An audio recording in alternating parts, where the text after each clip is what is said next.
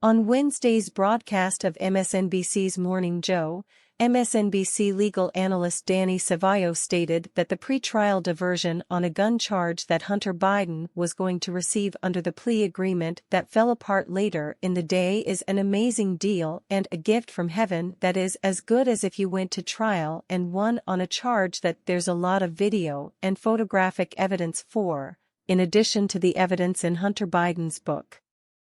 Cevallos said that pretrial diversion in a federal case virtually never happens, and it was an amazing deal.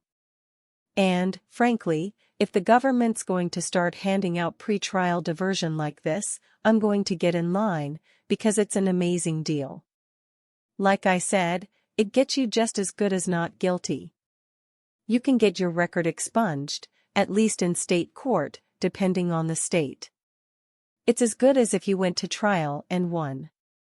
So, if the government is now in the business of ordinarily handing out pretrial diversion, then consider my hand raised. He added that while the section Hunter was charged with violating isn't charged as much as a felon in possession charge, pretrial diversion for a gun case in federal court is an amazing deal. I don't care how you slice it. And if you disagree with me, show me the statistics of people charged under that particular statute of percentages of people who get pretrial diversion for gun cases. MSNBC contributor Mike Barnacle then asked, "So, is Hunter Biden the only one who could have gotten this amazing deal?"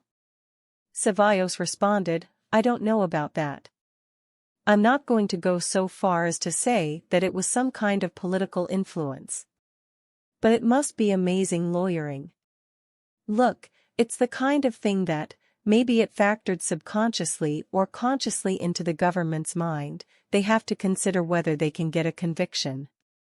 Well, factoring into that decision, you have to think about, hey, this is a very well-known defendant and if we try to seat a jury, we may have a hard time convicting this particular defendant.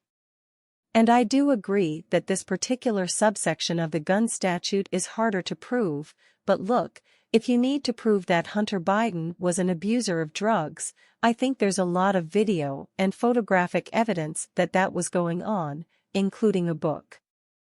So, your burden of proof might be a lot easier than it would be with an unknown defendant.